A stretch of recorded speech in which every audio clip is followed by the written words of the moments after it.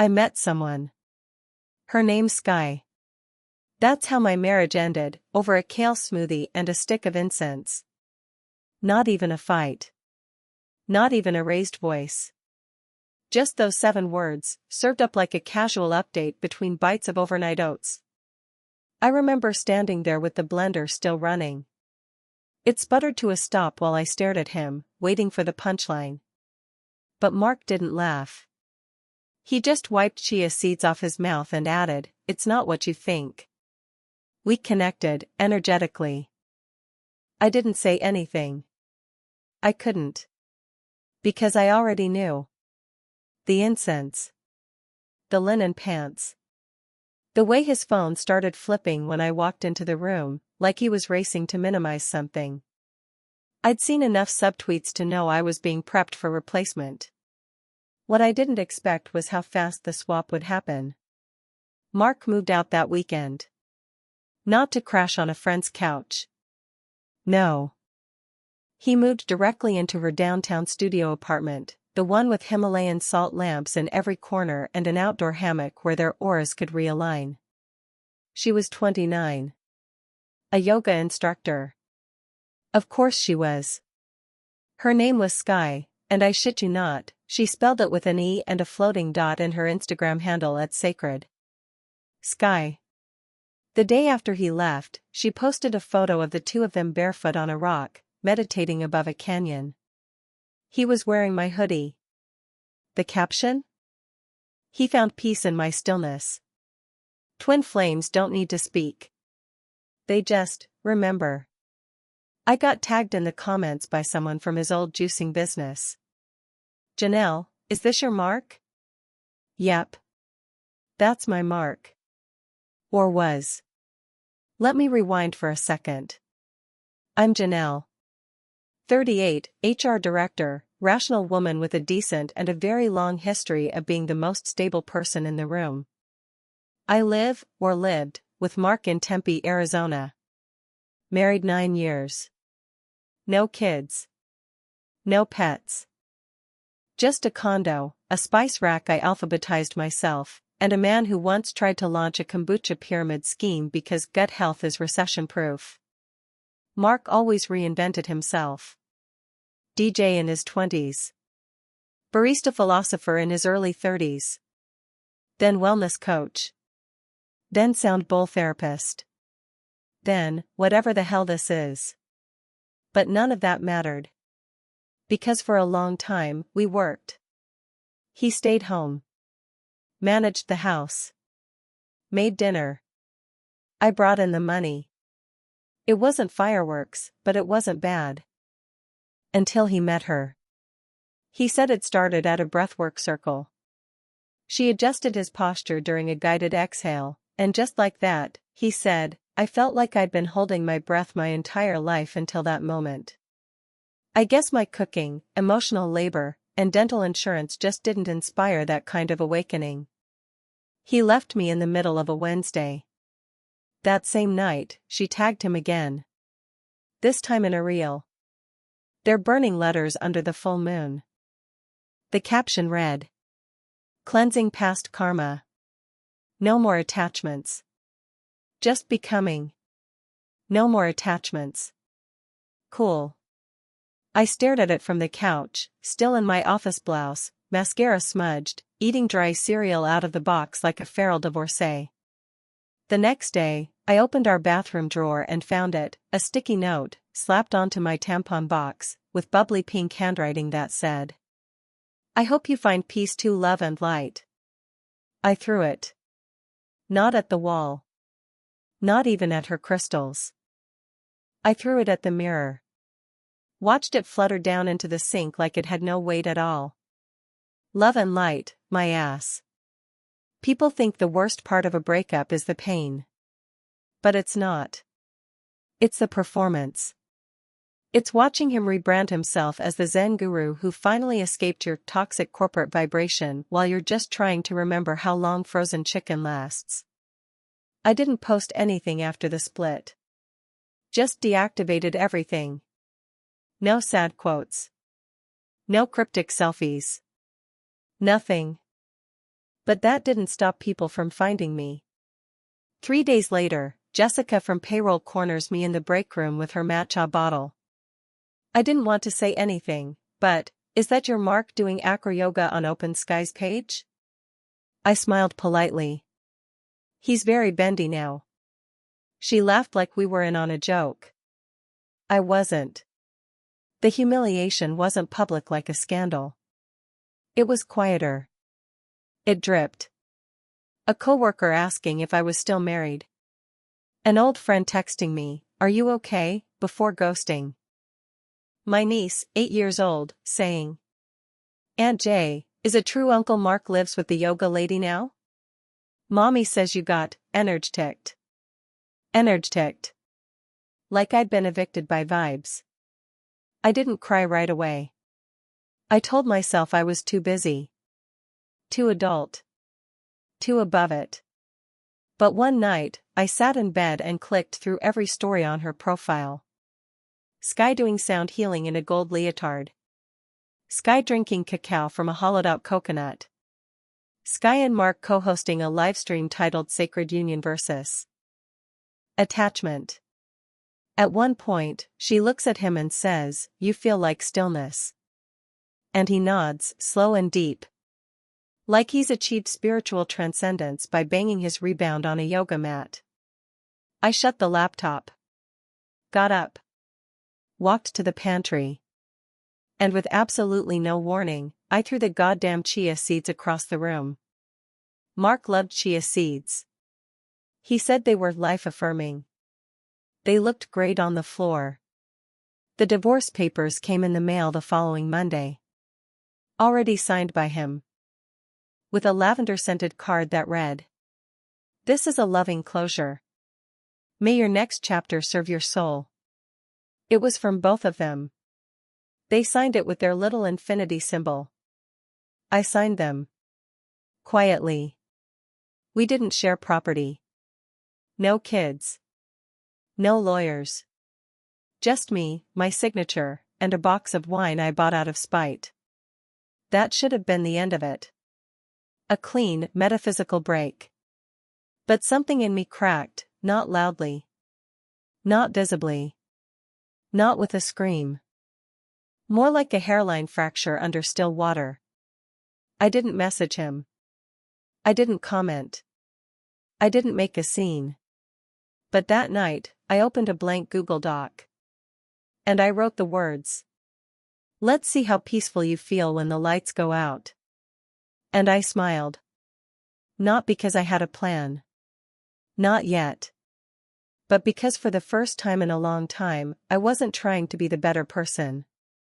I was just becoming. I didn't announce my exit. No rage posts. No dramatic haircuts. No healing era nonsense on social media. I just stopped showing up.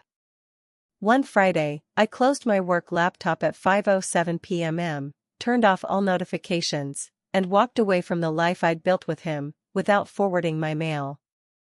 The condo, the memories, the pieces of me scattered in drawers and shelves and bookmarks, they could all rot quietly. I packed 1 week's worth of clothes, my hard drive, and the key fob to a storage unit I hadn't visited in 2 years. I moved into a month-to-month sublet 40 minutes across town, a gray third-floor walk-up with no elevator, no furniture, and no connection to anything Mark had ever touched. It was exactly what I needed, undiscoverable. I deleted every app. Erased my profiles. Made myself digitally extinct. LinkedIn, gone. Instagram, wiped. Even my Venmo history, scrubbed. I ghosted the group chats, let text messages stack up unanswered, ignored "Hey, are you okay?" Pings from coworkers I knew only used me for drama updates anyway. I left the world as they knew me and didn't offer breadcrumbs. The silence was intentional.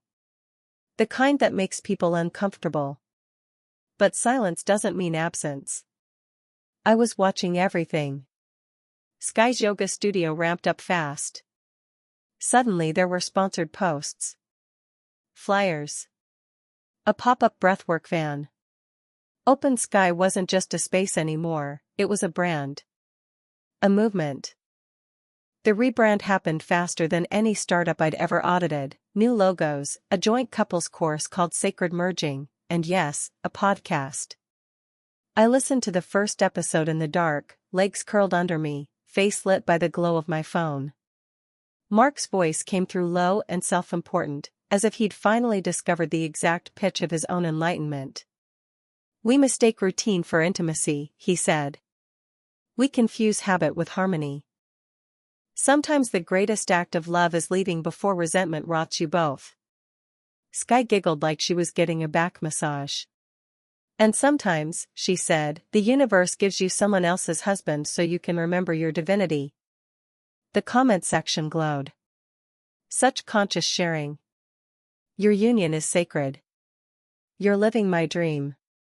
And then I saw it. Mid-scroll, someone tagged me by mistake. My full handle. Still cached from their email newsletter years ago.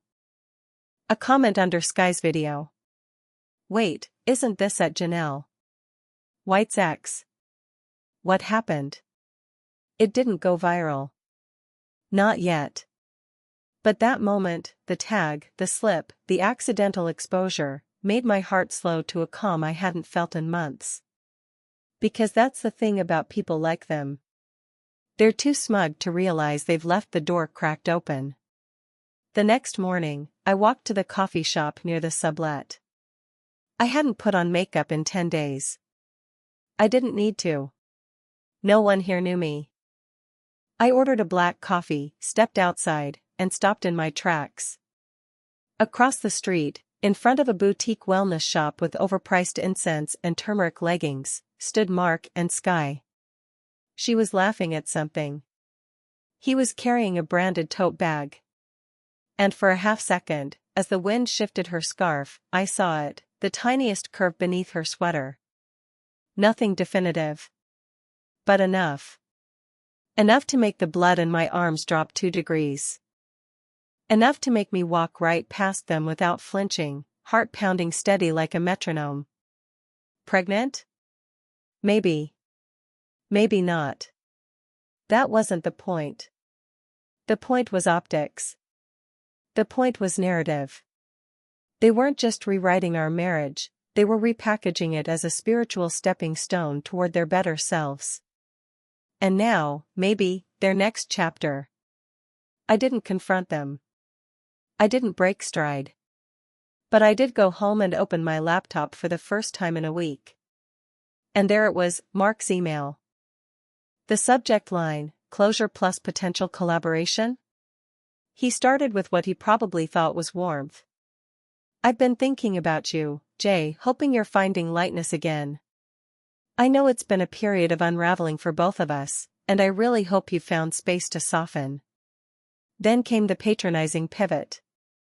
"You always had a gift for logistics, structure, grounded things.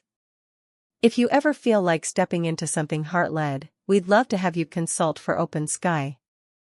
Just informal stuff, course materials, calendar planning, that kind of thing. You're so good at it. And maybe, if softness isn't in the cards for you yet, no judgment." It took me a full minute to unclench my jaw. No judgment. He ended it with, "Hope your next chapter brings gentler weather." And I just stared at the blinking cursor. Gentler weather. I could have ignored it. Could have deleted it like all the rest. Instead, I hit reply. I kept it civil. Crisp. Not warm, not cold, just neutral enough to make him wonder. "Thanks for checking in. I'm settling into something quieter. Still organizing things, just in a different capacity. Let me know if you want access to the old LLC files. I never deleted them. Jay. I didn't sign with love. I didn't even include a closing. I wanted him to feel the period at the end of my name like a door locking shut."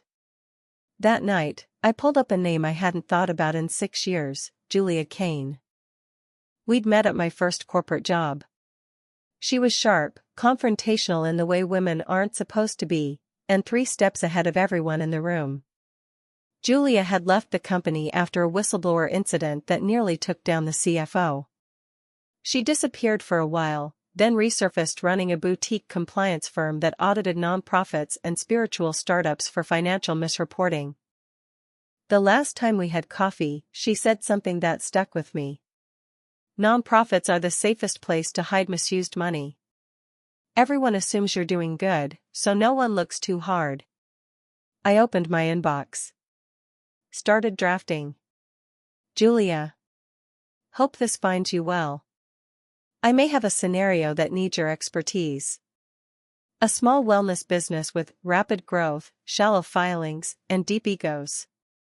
Would love to catch up. J. I didn't send it yet. Not because I wasn't ready, but because I knew how to wait. A few days later, I attended one of Sky's classes. I wore a hat. No makeup. I paid in cash. I signed in under a different name, Ari. Her studio was overdesigned in that desperate way wellness places sometimes are: filtered light, giant Buddha statue by the door, herbal tea station with beetroot dust. Mark was there too, arranging yoga mats like a groom setting up his own reception. He didn't look happy.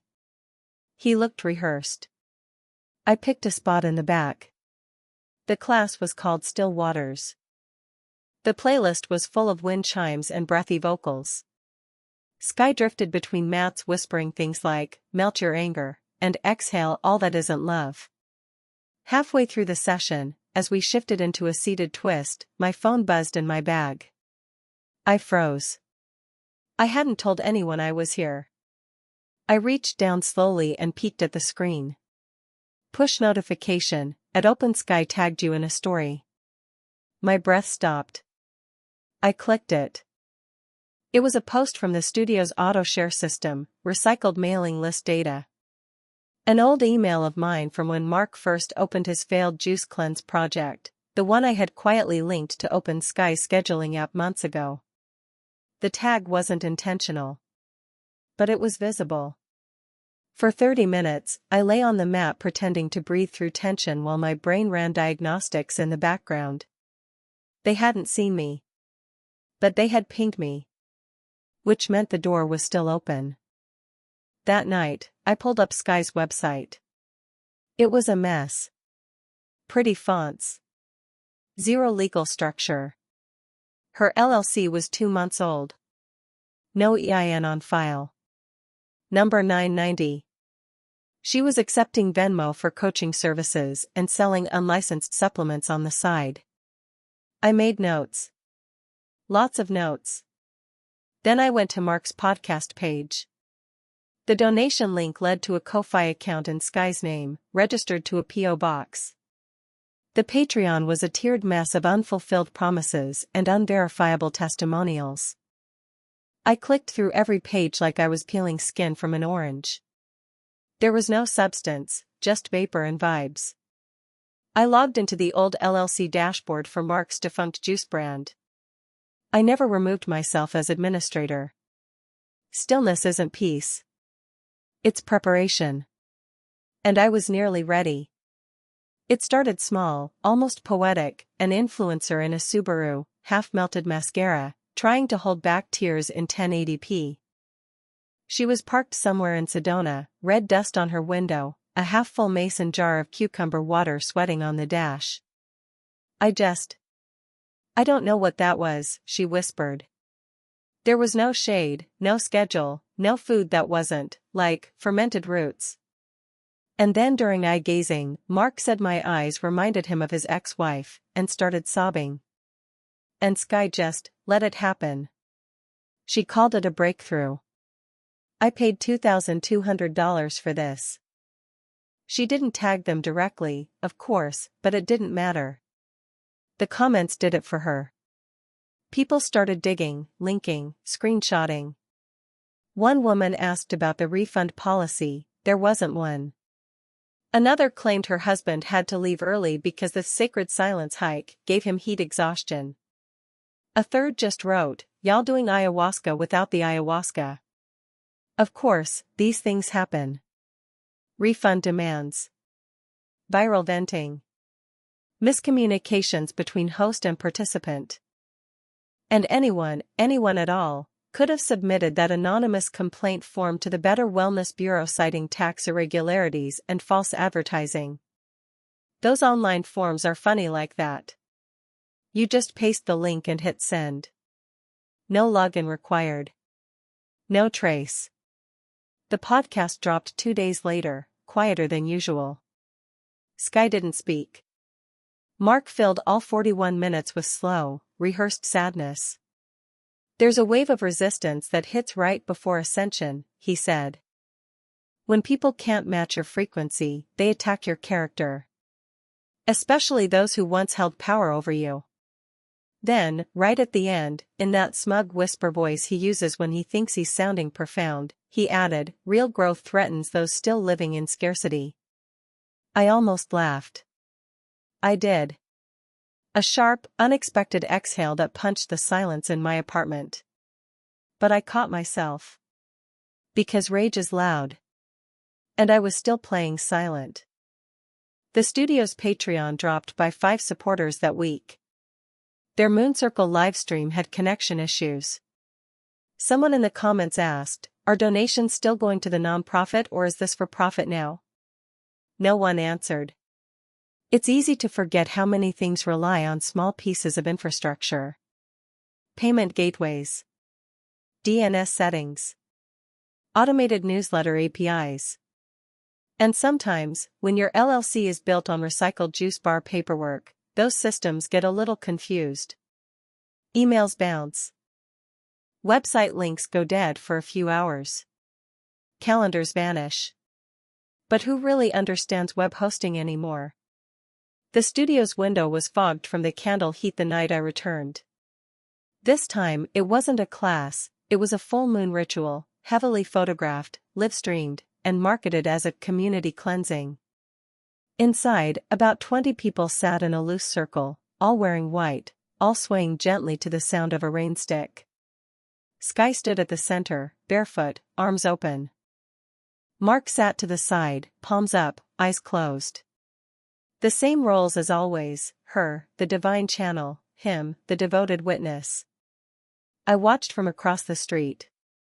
Still. Invisible. Until she turned.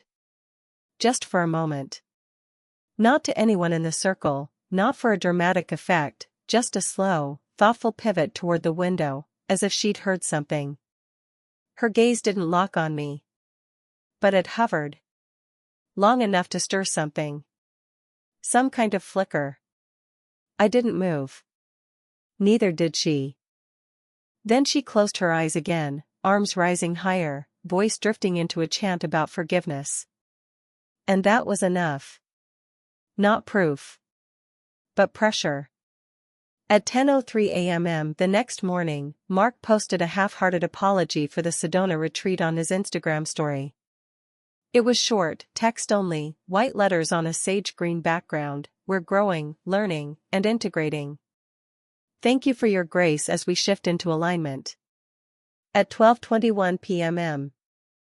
I walked into a cafe where I knew he sometimes worked, always the same spot, near the back wall, headphones in, laptop open, acting like he was building empires when really he was just editing captions.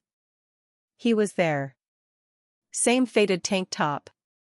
Same quartz necklace. He didn't see me walk in. I ordered chamomile tea, sat near the corner with my back to the window, and opened my laptop. Nothing dramatic. Just the same spreadsheet I'd been quietly building for weeks. Dozens of tabs. Old LLCs. Linked bank accounts. Inactive EINs. Cross-referenced URLs. Payment logs. Donation inconsistencies. A full paper trail of failure dressed as enlightenment.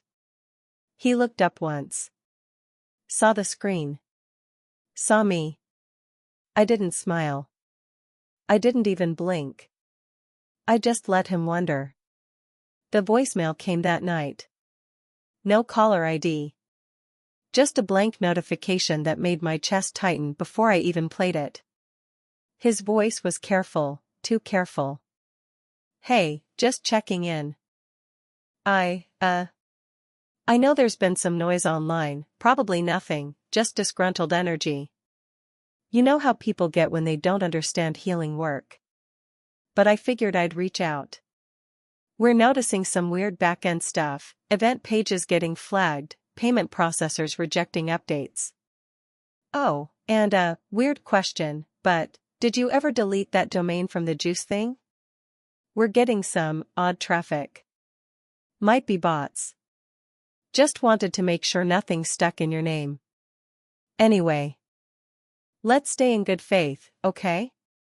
Good faith. As if that had ever been the currency between us. He was unraveling, and he didn't even know where to look. I'd given him nothing, no confrontation, no blocked numbers, no trail. Just clean, practiced silence. And now his world was starting to hum with static, low and constant and rising in pitch. They'd had a vision, the two of them, a perfectly curated life of light and love, a whitewashed sanctuary where nothing from their past could stain their glow. But the thing about reinvention is that it only works if no one remembers what came before. And I remembered everything. I knew the structure. I'd built most of it. I knew which accounts still had my name. I knew which services were attached to my email from back when the juice cleanse dream was still fresh in his mouth. I knew which tax boxes he'd checked wrong. I knew which links redirected through dormant domains, ones that, when reactivated, could mimic his branding with just enough precision to confuse an algorithm or a customer or an auditor. And he knew none of that. He just felt it now. The wrong kind of attention. The wrong kind of questions. The wrong kind of silence. He was still trying to meditate while the roof creaked above him. Still trying to breathe through it like breathwork could fix an audit trail. Still calling it energy when what he really meant was evidence. I didn't have to touch a single thing that made the studio fall out of sync. I just needed to remind it of what it was built on. And now? Now it was starting to buckle. Like a house with termites in the beams. It didn't implode all at once, but when it went, it was loud in the places they'd tried hardest to keep quiet. The first hit was bureaucratic, but visible, a formal non-compliance warning filed under the Open Sky Foundation's public record. It showed up on a Thursday morning, time-stamped and dry, but within hours, screenshots were floating through every spiritual entrepreneur's Telegram group and Instagram story. The ones who had once tagged Sky with glowing captions like Divine Mentor and Light Channel were suddenly muting her, deleting old posts, and asking the same question in hushed, circular language: were we misled? A woman who had once filmed an ecstatic testimonial about Sky's moon lodges now posted a cryptic, black and white selfie with a caption that read, "Sometimes the wolves wear silk." Below it, a comment thread bloomed like mold: refund requests, tax questions, a pointed reminder that the retreat in Sedona had no licensed facilitators. No one used their names, but everyone knew who they meant. Of course, it wasn't hard to find the root cause. They'd mishandled their EIN, never filed the 990s, and had tried to backdate a handful of donations to make the studio look more legitimate. All things you might overlook, unless someone was watching closely. Unless someone had flagged it all in one neat, dated packet. Anonymous submissions really are such a convenient modern tool. It takes maybe 6 minutes to fill one out. Faster if you already have the evidence. That same day, their donation page crashed. Patreon froze their withdrawals. Ko-fi suspended them for verification. Their booking site was flooded with errors. And at exactly 11:07 p.m. the night before their new Sacred Love course was set to launch, anyone who clicked the link landed on a black screen with 5 words in white sans serif text: "This domain no longer serves light." I didn't code that. I just reacquired the domain they forgot to renew and redirected it. Mark had always said I was good with logistics. The email from Julia was brief. No fluff. Just bullet points and confirmation that the inconsistencies had been sent to the appropriate government contacts. She included a PDF showing that their last 3 bank deposits didn't match their business classification. It'll trigger flags automatically, she wrote. They'll be stuck in review for months, maybe longer. I read it twice. Then I closed my laptop and just sat there. And it hit me that for the first time in weeks, my shoulders weren't curled forward. I hadn't realized how long I'd been holding tension in my body, like I was still bracing for impact even though I was the one delivering it. I didn't cry. I didn't laugh. But I did breathe. Deep. Slow. Full. And that night, I slept through until morning. They didn't announce anything formally. No apology, no accountability. Just silence. First the Instagram stories slowed down. Then the grid went dark. Sky deleted her CEO of Healing tagline and replaced it with currently offline for integration. Mark stopped uploading podcast episodes. Their final video was a clipped, awkward recording of them sitting cross-legged in front of a salt lamp, rambling about sacred transitions and energetic sabotage. Mark tried to smile through it, but his eyes kept darting off camera. Sky looked like she hadn't slept. Someone commented, "This sounds like you're being sued." Another asked, "Are y'all still taking donations, or?" I watched the whole thing. Not out of cruelty. Just to witness it. That was all I ever wanted. For the curtain to lift. For people to see them. Not as radiant guides or wellness gurus. Just as a manipulative man and the woman who helped him repackage his bullshit in a prettier jar. The final confrontation, or what passes for one, happened at a community business event 2 weeks later. I hadn't planned to go. But a friend forwarded me the RSVP list, and their names were on it. Not as presenters this time. Just attendees. I wore black. Not for drama. Just because it felt clean. They were easy to spot in the courtyard. Mark still trying to look ethereal in his cheap linen button-down, Sky trying to smile wide enough to forget. I kept to the far end, by the bar, scanning the room without urgency. And eventually, Sky turned. Her eyes landed on me like a deer catching scent, just a flicker, and then she froze. Mark followed her gaze. And I saw it hit him in stages. Recognition. Guilt. And something worse, realization. He opened his mouth, like he wanted to say something. Maybe beg. Maybe warn. But I just raised my glass slightly, not quite a toast, and held his eyes long enough to let him know that I knew. And more importantly, that I'd always known. He blinked first. And that was enough. Because I didn't need to gloat. They didn't know which part of the collapse had been me. Not exactly. They'd never trace the DNS error to the domain I bought. They'd never prove I had deleted the old Canva graphics before their launch. They'd never see the anonymous tips I'd submitted to 2 donor watchdogs. They wouldn't know that I'd whispered into the right ears, once, then let the echo carry on its own. They'd never find a fingerprint. Because I didn't scream. I didn't sabotage. I didn't threaten. I just removed the scaffolding. And let their empire collapse under the weight of its own fraud. As I turned to leave, a woman walked in wearing a structured blazer and gold hoops.